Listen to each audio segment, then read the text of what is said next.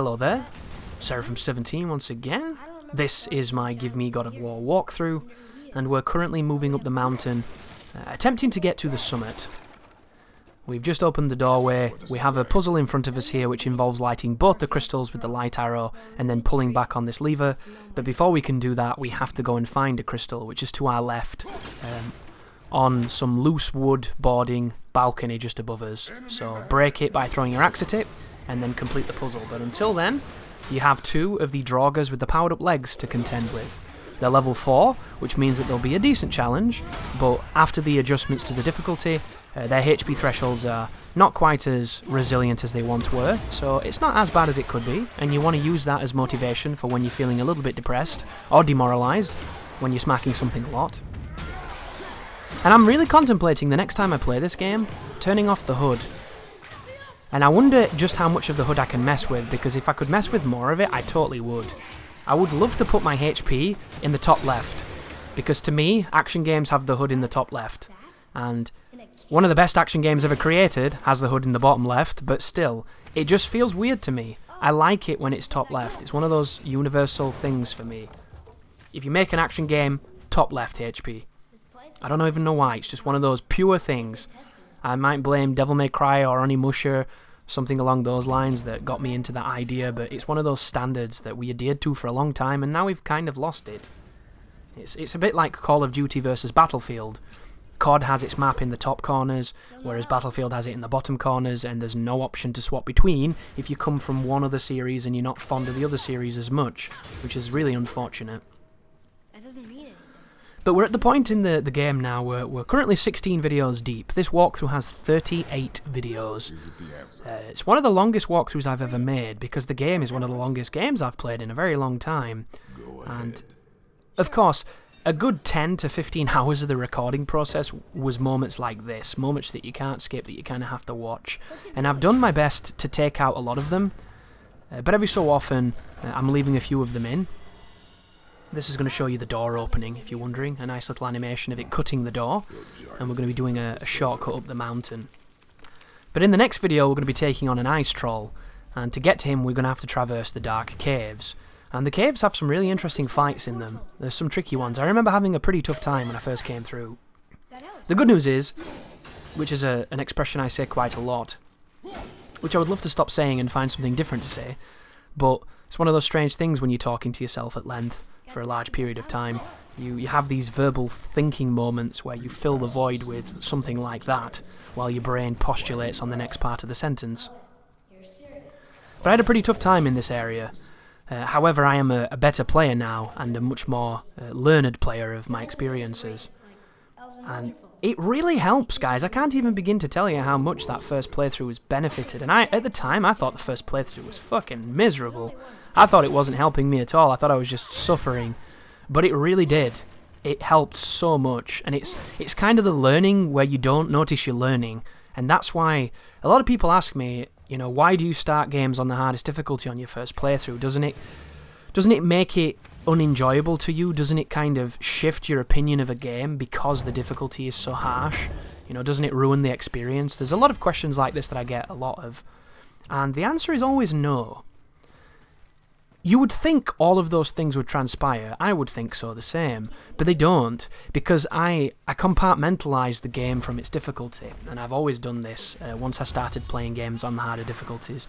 I believe there are certain games... Oh, by the way, this is a Revenant who summons nightmares. So not only do you need Atreus here to be keeping this under control, but you need to stop her from doing that animation. Because if you don't, she'll just keep on spawning them. Fortunately for us, they're nightmares that fire projectiles and don't necessarily go suiciding, which... The suicide nightmare is the most annoying enemy in the game, because he'll damage you when you don't even know he exists. And sometimes the threat ring just isn't good enough at its job. Speaking of, apparently when they take enough damage they can suicide anyway, so be very careful, guys. Until we get the blades, taking on these nightmares can be a bit of a work of art. But hopefully your timing's better than mine and you can iframe through those explosions, but it's tough to do, it must be said. But keep on slapping her around, beating her up, stopping her, getting her killed and everything. But the threat circle is a mechanic that is not new. It's a mechanic that has been around for a long time in stealth games.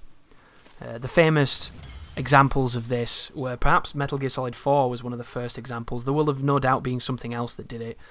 In Metal Gear Solid 4 there was a circle around Snake, and every so often this circle would shift and it would start to build a peak in its circumference, and that was signifying to you that there was something in that direction that was a threat. And it enabled you to survey how close you were to danger at all times, even though you couldn't see it. It was a wonderful equalizer of risk and reward. And I thought it was a fantastic mechanic. I loved it. And you've seen variations of it since, and probably before. If you've ever played a Splinter Cell and you've seen those slightly white growing elements on the hood telling you that somebody can kind of see you, boom, they're alerted. You've seen it in Assassin's Creed. You've seen it in a lot of Ubisoft products. You've seen it everywhere. It's one of those ideas that takes hold because it's needed and it's created, and then everybody else takes it and it becomes a universal standard. Well, this game uses it as well, but this game uses it in a way that I think is, once again, highlighting the superficial nature of the combat. On the surface, the threat circle is okay, but at the same time, it's compounded with your companions warning you all the time with audio cues. But the companions warn you in the exact same way, and it doesn't tell you enough information. And in my opinion, instead of having repetitive, annoying AI companions spamming, "Look out, watch out, to your left," or whatever garbage they want to say, and instead of having this arbitrary threat detection symbol on your body, which really isn't as precise as it ought to have been, they should have just programmed the enemies to have really iconic audio telegraphing. And some of them do. It's not the best I've ever heard, but it's not bad. But there are some that just don't. And it's always those that lead to the most awkward situations. And it's one of the things that frustrates me the most when I'm analysing difficulty, because if you look at a game designed by Shinji Mikami, a game called Vanquish, Vanquish is a much underappreciated gem of a third-person shooter. And it's a game that, for all intents and purposes, looks and plays like a cover-based shooter, like something like Gears of War. But the better that you get at that game, you come to understand that's not how they ever wanted you to play. They wanted to make a third-person shooter that doesn't adhere to the stereotypes of that period. So instead of cowering the entire time behind cover and popping out, you can play that entire game out of cover like a lunatic, being high-flying, understanding what's going on, using your tools to your advantages, and you can be just as successful, if not more successful than you would be, hiding 40 miles behind enemy lines taking pop shots. And that's what made Vanquish, to some people, such a cherished video game. Because not only is it incredibly challenging and incredibly taxing on you as a player, but it never, ever compromises what it is for your whims. And it forces you into its playstyle, and you can do it in a different way, but everything in the game is forcing you and urging you towards being aggressive, being quick, being fast and evasive. And there are people who, don't get me wrong, who completely ignore this and play it their own way and enjoy themselves, and that's fine. That's the choice of being a developer. You make a game with choice in mind. The people who play it dictate how it flows.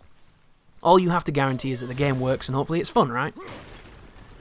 But the audio telegraphs in God Hand are fantastic. I could get a soundboard of all the audio telegraphs, and I could play them individually without the name on the screen, and I could tell you exactly what enemy it is, exactly what enemy is doing, and exactly how to dodge it. That is masterful design, a masterclass in design.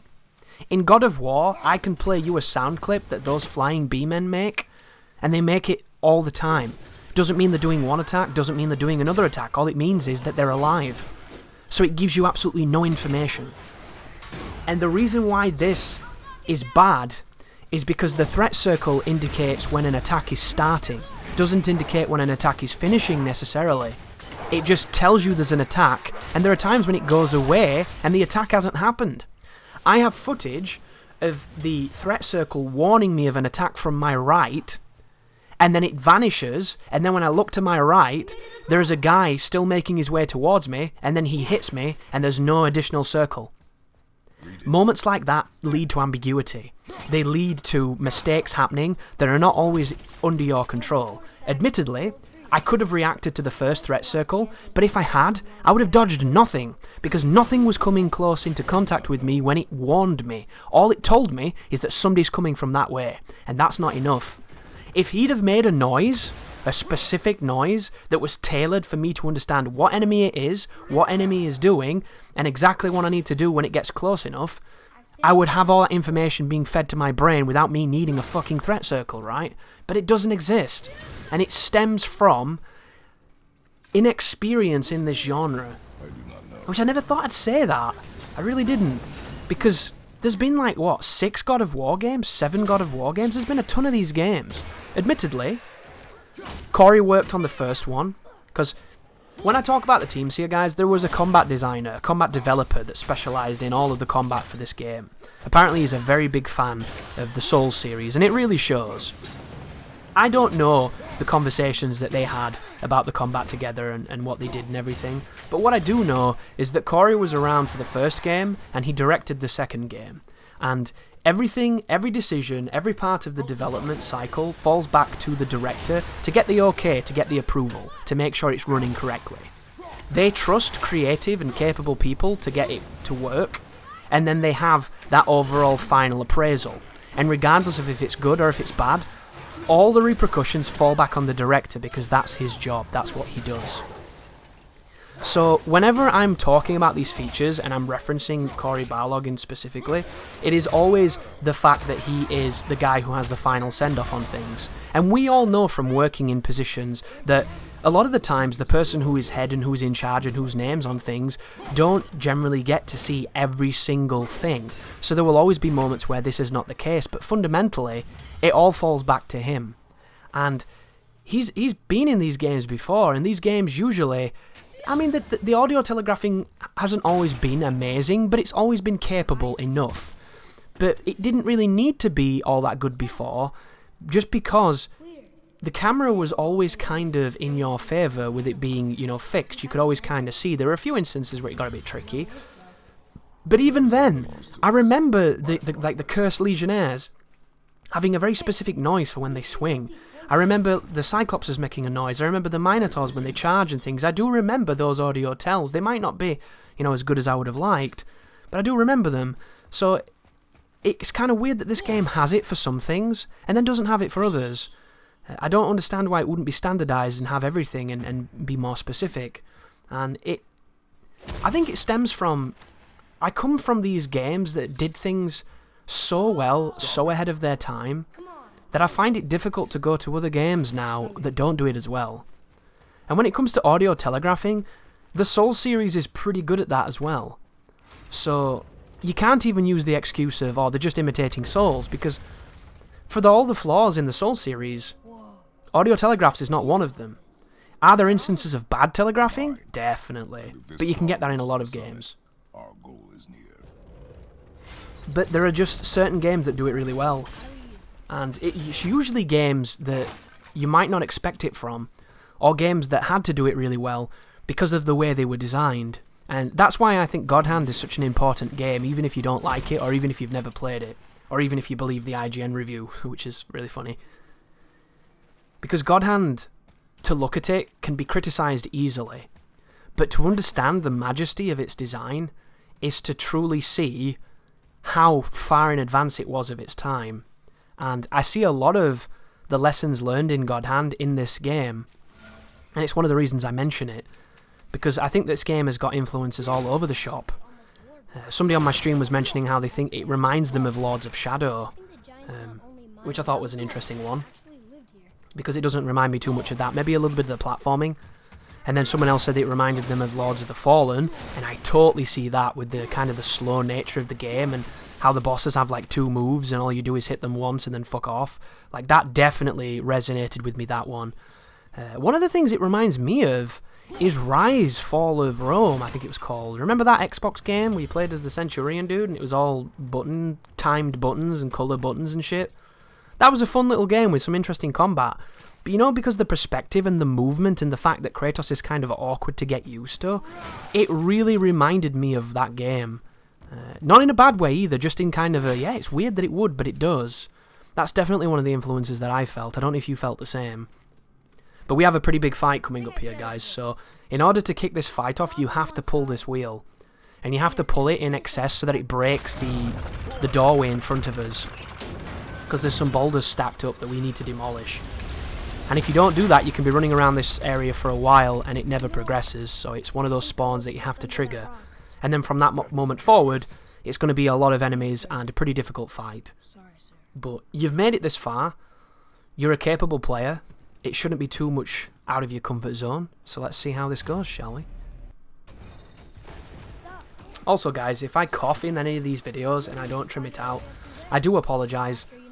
The way that I record nowadays is kind of convoluted, and I need to find a way around it. And it's something that I'm working on, but I'm not quite there. And because I'm going to a wedding, I think on the weekend, I have to focus on getting as much of this made as I can, because then I'm going to be busy.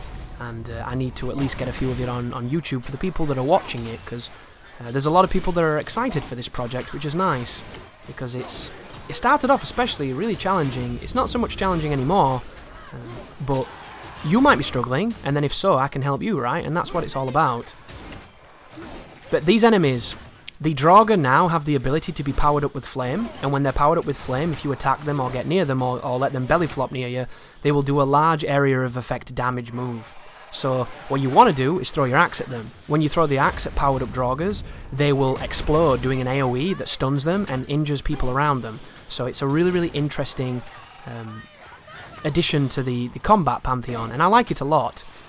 I would like these guys to be used a little bit more frequently, because you can kind of use them as a red barrel, right? They are the enemy equivalent of a red barrel, and I like that design, or a red pot in this game.